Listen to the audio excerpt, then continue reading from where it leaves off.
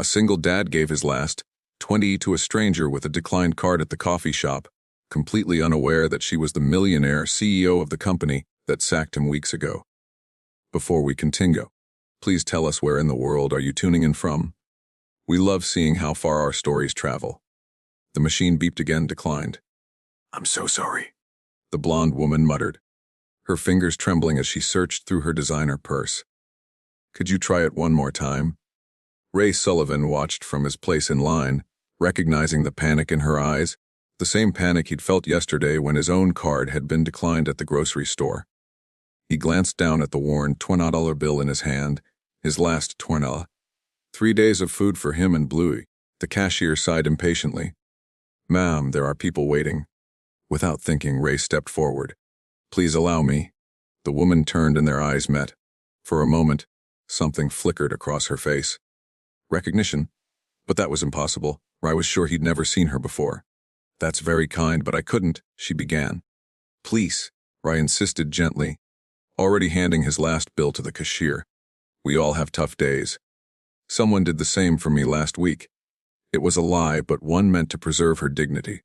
The woman studied his face intently, as if memorizing every line, every shadow of exhaustion under her eyes. "Thank you," she said softly. "You have no idea what this means." Ree nodded and stepped back, ordering only a small water for himself. He couldn't afford coffee anymore, not after giving away his last bill. His stomach growled in protest, but the woman's grateful smile somehow made the hunger feel less hollow. "What?" she called as he turned to leave. "What's your name?" "Ray," he said simply. "Ray Sullivan." Her eyes widened almost imperceptibly. "Ray Sullivan," she repeated as if tasting the words. "The one who used to work at Nexus Innovations." Ray's chest tightened. How did she know? "Ah, yes. I worked there until 3 weeks ago." "I see," she said quietly, then louder. "Thank you again, Ray." "For the coffee." He nodded and left quickly, not wanting to discuss his termination with a stranger. The morning sun hit his face as he exited, and he pulled out his phone to check the time. 4 more businesses to visit today. 4 more resumes to drop off. 4 more chances to hear "we'll call you." What Ray didn't see was Clara Winters, founder and CEO of Nexus Innovations, standing frozen in that coffee shop, her untouched latte growing cold in her hands. 6 months, she whispered to herself. "I've been watching him for 6 months." And now she pulled out her phone and dialed with shaking fingers. "Marcus, it's Clara. I need you to pull everything on Ray Sullivan's departure, every email, every document, every second of security footage from his last day." Her voice turned to steel within the hour. Because the Ray Sullivan she'd been observing, the man who stayed 3 hours past his shift to help an intern recreate a ruined presentation, the man who tutored the security guard's son in calculus during lunch breaks, the man whose personnel file contained patents worth millions in sustainable technology. That man would never have quit without notice, and he'd just given him his last at 20 TA. Ray walked the 12 blocks to his apartment, each step calculated to save bus fare. His phone buzzed, the landlord again 3 days until eviction proceedings began.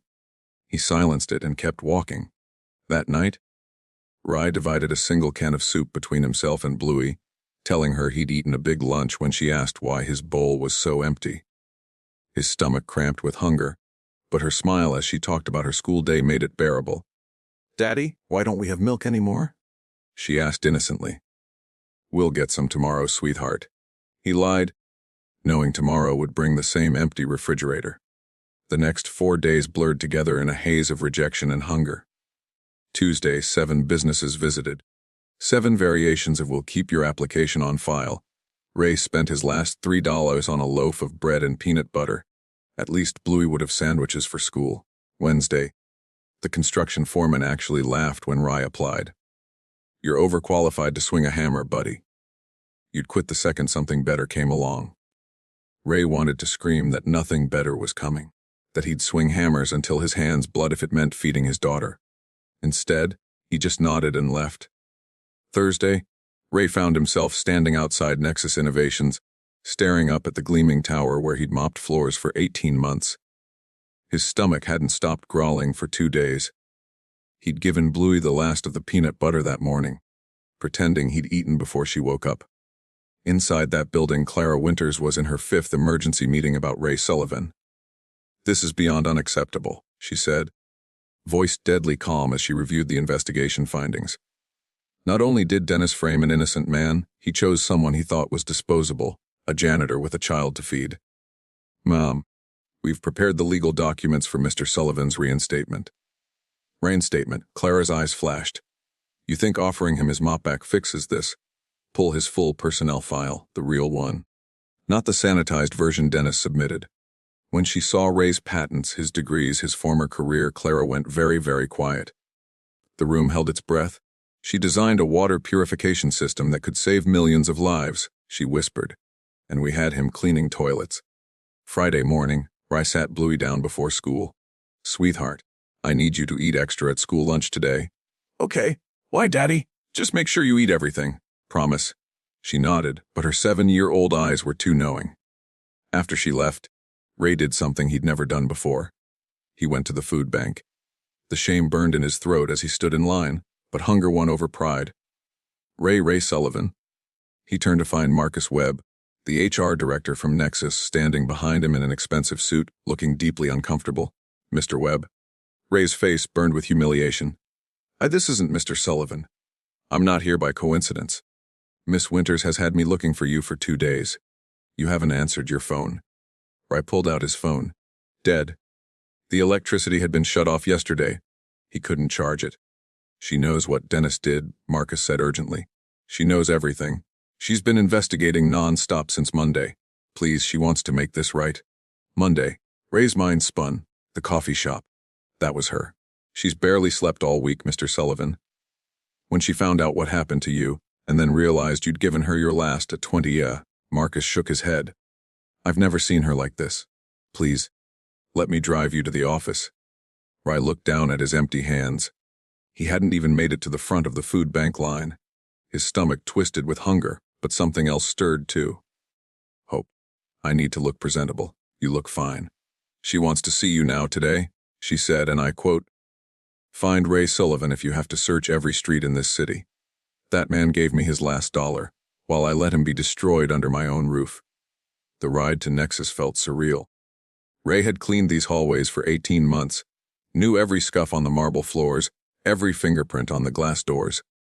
But he'd never arrived in a car like this, never been escorted past security with urgent whispers of Ms. Winters' special guest.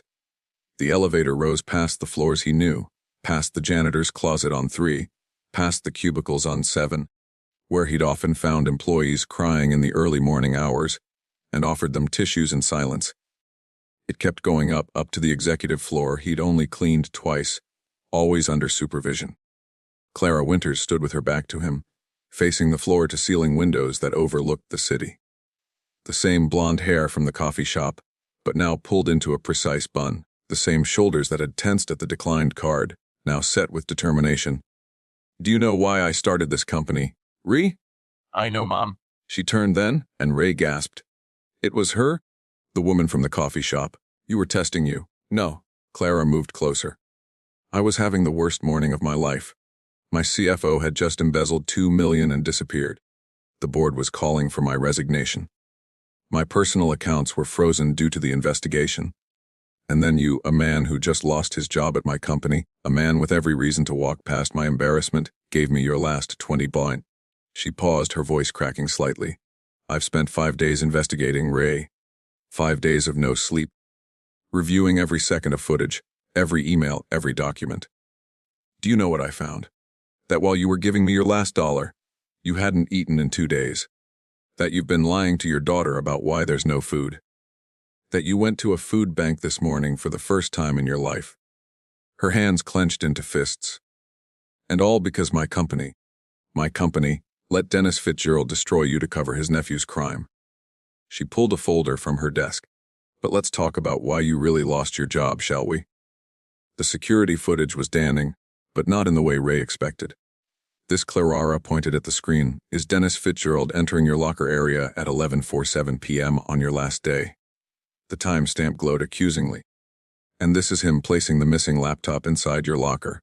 Ray's legs nearly gave out. He framed me. His nephew was the actual thief. We have footage of him taking it from the executive floor. Dennis covered for him and needed someone to blame. Someone he thought wouldn't matter, a janitor. He didn't bother to check that the janitor had a master's degree in engineering and patents in sustainable technology. The room spun. Ree gripped the chair to steady himself. How did you know about my degrees? Clara pulled out another file thicker this time. 6 months ago, I overheard you helping an intern. You didn't just help him clean up spilled coffee on his presentation. You recreated his entire project from memory, including complex statistical analyses that most of my engineers couldn't do without references. She clicked to another video.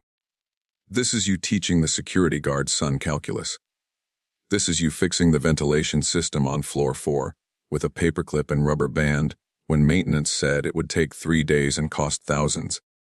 Another click. This is you leaving encouragement notes for the night shift. This is you giving your lunch to the homeless veteran who sits outside our building. You were watching me. I was trying to understand you. Clara's voice softened. A janitor who could redesign our entire building's energy system on a napkin during his break. A man who chose to mop floors when he had the mind to change the world. Ray's throat tightened. My wife died. The words hung between them, heavy and raw. After Michelle died, my brain just stopped. I couldn't look at blueprints without seeing her hand on my shoulder while I worked. Couldn't solve equations without hearing her laugh at my excited rambling about sustainable design. So, I chose simple tasks, repetitive motions, things that didn't require the part of my brain that hurt to use.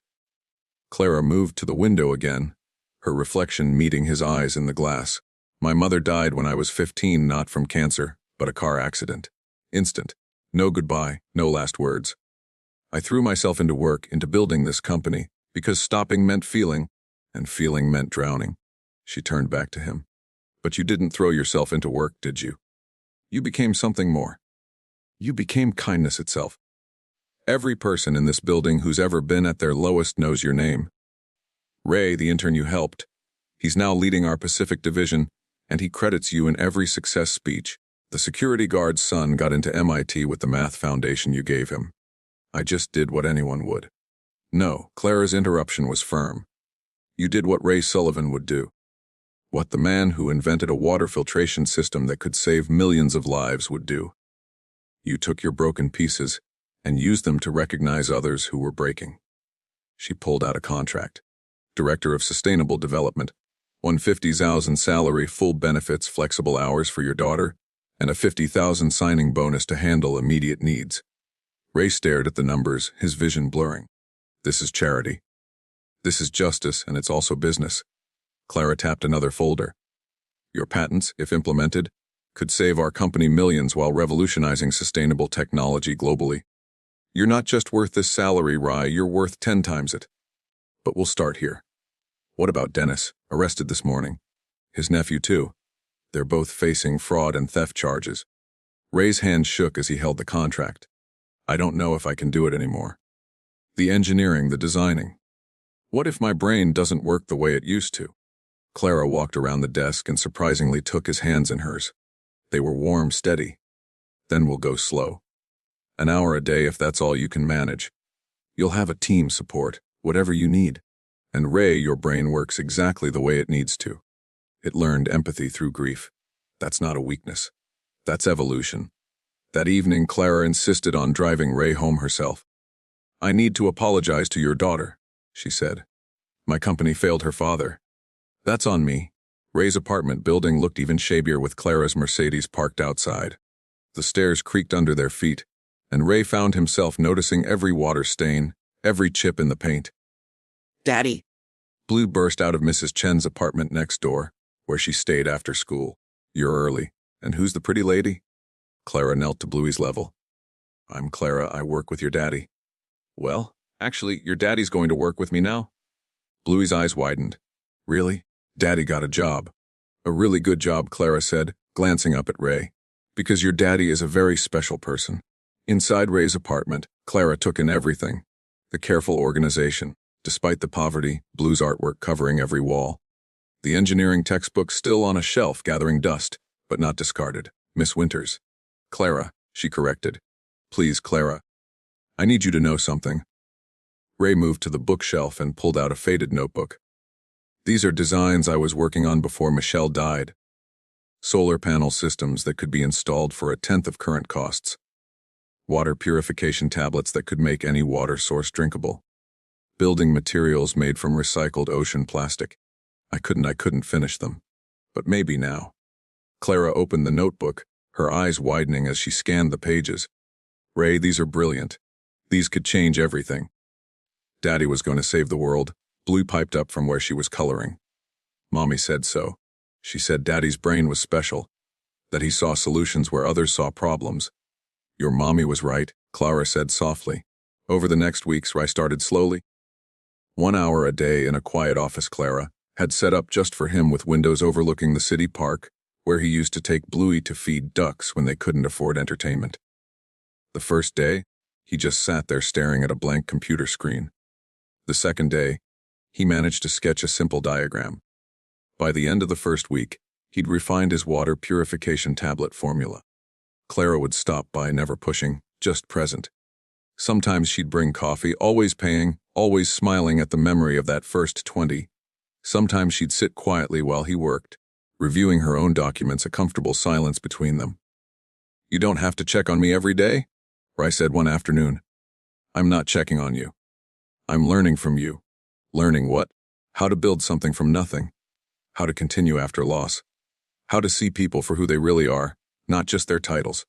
She did look up then.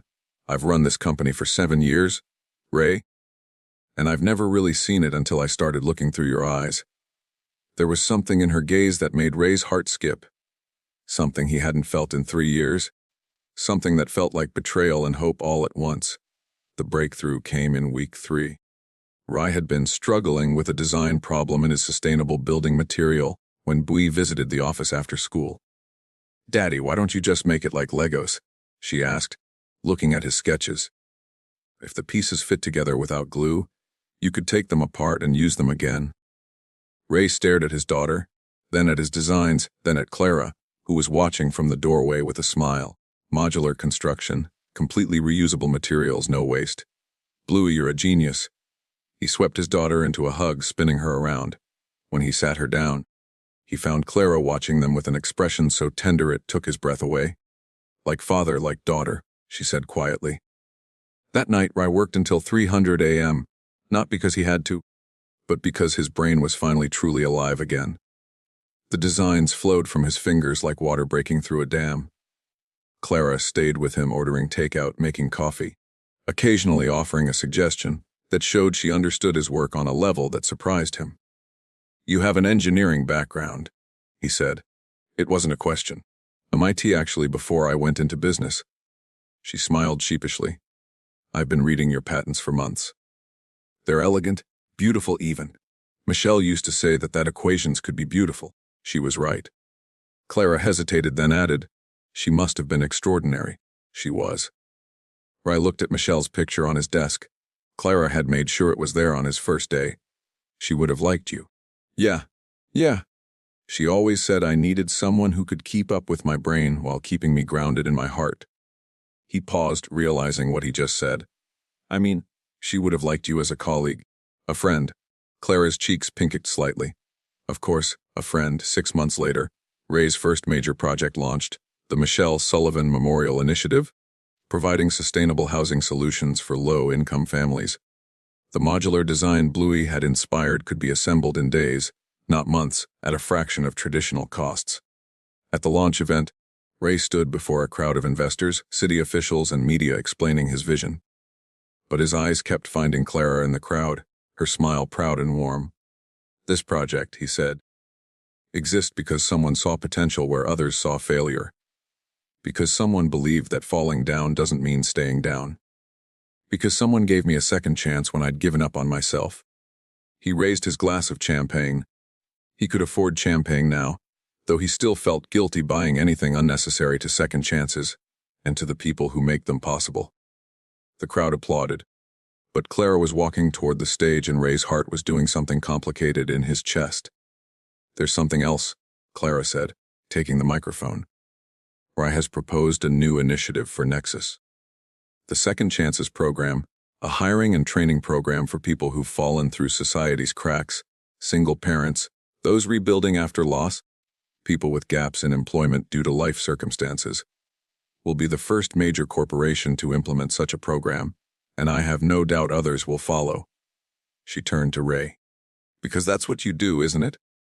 You see the cracks where others have fallen, and you build bridges. Their eyes met and held, and the crowd faded away. Daddy's in love, Bluey announced at dinner a week later, causing Ray to choke on his pasta. Bluey, I'm not Clara, and I are colleagues. You smile when she texts you. You wear your nice shirt on day she has meetings, and she looks at you the way Mommy used to. Ray's chest tightened. Sweetheart, Mommy would want you to be happy, Daddy. She told me before she went to heaven, she said, you had too much love in your heart for just one little girl to hold it all. Ra pulled his daughter close, tears streaming down his face. When did you get so wise? Tuesday, Louis said matter-of-factly, making him laugh through his tears. The shift in Ray and Clara's relationship happened gradually, then all at once. It was the late nights working side by side, solving problems, building dreams. It was Clara bringing Bluey to her first Broadway show, when Ray mentioned his daughter had never been. It was Ray leaving Clara's favorite coffee on her desk every morning, always with a 20-die bill tucked underneath as a running joke. It was the moment Clara cried in her office, after a board meeting gone wrong, and Ray simply held her, saying nothing, understanding that sometimes strength meant allowing yourself to break. It was Clara teaching Bluey to code, patiently guiding small fingers across the keyboard, while Ray watched from the doorway with a look that made Clara's heart race. But neither of them spoke it aloud, both afraid of ruining what they'd built, both carrying ghosts that whispered warnings about love and loss. The confession came on a Thursday, completely unplanned. Ray was presenting his latest design to the board, a revolutionary solar panel system that could be painted onto any surface. He was brilliant, passionate, alive in a way that made Clara's chest ache with something she'd been denying for months. The efficiency rate is unprecedented. He was saying, pulling up charts and models, we could literally turn entire cities into power generators without changing their appearance. Every building, every surface producing clean energy, one of the board members interrupted. This seems too ambitious, Mr. Sullivan. Perhaps we should scale back. No, Clara said firmly. Ray's ambition is exactly what this company needs, what this world needs. We're not scaling back anything. After the meeting, Ray found her on the roof garden. He designed a space filled with plants that purified the air while providing vegetables for the company cafeteria. Thank you, he said, for defending the project. I wasn't defending the project, Clara said quietly. I was defending you, Ray. I'm in love with you. The words hung in the air between them, as fragile and vital as the sustainable ecosystem around them. I've been in love with you since I watched you give away your last $200 to a stranger. Since I saw you choose kindness when you had every reason to choose bitterness. Since you showed me that strength isn't about never falling. It's about what you do while you're down there. Ray crossed to her in 3 strides, cupping her face in his hands. I've been terrified, he admitted. Terrified that loving again meant forgetting Michelle. Terrified that I was betraying her memory. But you know what I realized? Clara shook her head, unable to speak. Love isn't finite. It doesn't run out. Michelle taught me how to love completely. And that didn't end when she died. It just waited. Waited for someone extraordinary enough to deserve it. Waited for you. He kissed her then, soft and sweet and full of promise, while the city hummed below them and the garden bloomed around them. Life persisting, growing, thriving against all odds. Is Clara going to be my new mommy? Bluey asked that evening, her tone pragmatic as she worked on her homework. Ray nearly dropped the plates he was washing. We should probably go on a few dates first, sweetheart. You've been going on dates for 6 months. You just called the meetings. When did you become such a smart aleck? Tuesday, Bluey replied with a grin. So, can I call her Mama Clara? Let's ask her first. Okay, already did? She cried and said yes. Happy tears, though, not sad tears. Ray sat down hard, overwhelmed. When did you ask her? Last week when you were late from that supplier meeting. We had a whole conversation. She said she didn't want to replace Mommy, just add more love to our family. I said that was good because my heart was getting bigger and needed more people to love. Ray pulled his daughter close. Have I told you lately that you're amazing? Tuesday, Bluey said, then giggled. but you can tell me again. 1 year later, I stood in the same coffee shop where it all began. But everything had changed. The bronze plaque on the wall read, "Sometimes the smallest acts of kindness create the biggest changes in honor of all who give when they have little to give." He handed the barista 5 20D bills, as he did every Monday. "For anyone whose card declines," he said as always. "Mr. Sullivan," the barista smiled. "There was a young mom yesterday, 3 kids. Card declined. She nearly cried when I told her it was covered. She left this note for you." I read the shaky handwriting. "To whoever paid for my coffee and breakfast, you saved more than my morning. You saved my faith in humanity. I just got a job interview because I could afford to print my resumes with the money I didn't spend here. Thank you." The ripples. Clara said from behind him, wrapping her arms around his waist.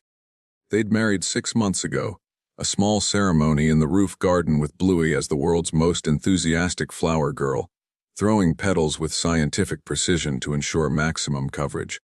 "Ready for the announcement?" Clara asked. Today they were revealing the global expansion of the Second Chances program. 300 companies had signed on, committing to hiring quotas for people rebuilding their lives. The estimated impact 10,000 jobs in the first year alone. "Ready," Rai said and pulled her closer.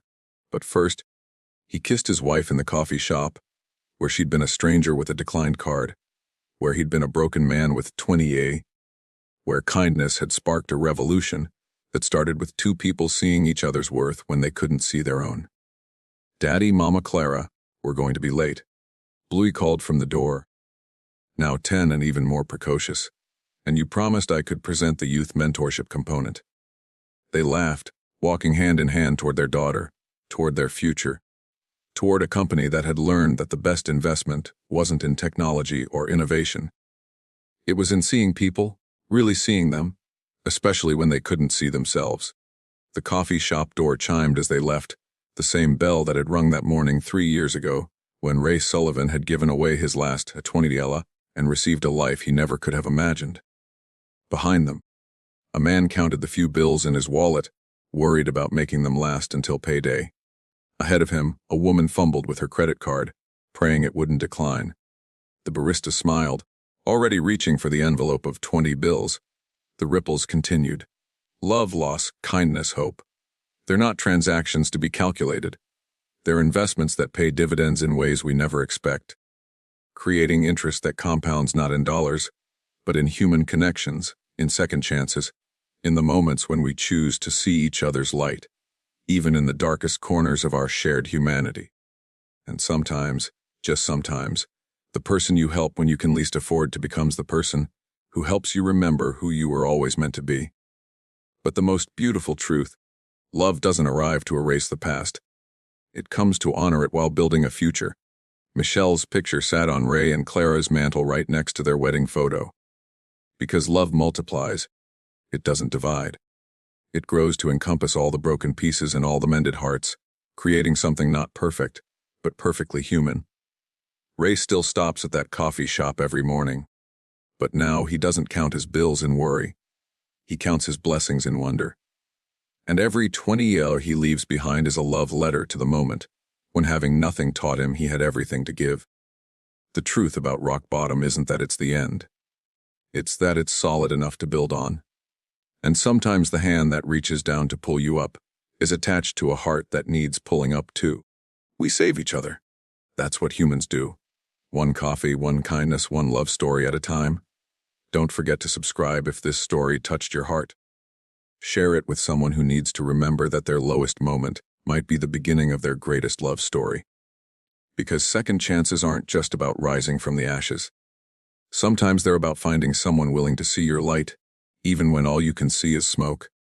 In the end, Ray learned that 20 wasn't what he gave away that morning.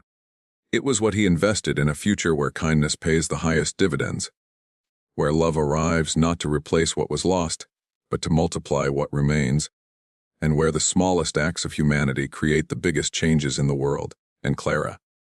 She learned that sometimes the person who saves you is the one who needs saving too. That strength isn't about never having your card declined. It's about having the grace to accept help and the wisdom to see that the janitor mopping your floors might be the engineer who will redesign your entire world. Together, they built an empire not of wealth, but of worth, not of power, but of purpose, proving that the best mergers aren't between companies. They're between hearts that recognize each other's value when the rest of the world sees only deficits. The end. But really, it's just the beginning. Because somewhere right now, someone is counting their last 20, and someone else's card is being declined, and the universe is holding its breath, waiting to see if kindness will win again. It always does. It always will. 1 20 bill at a time.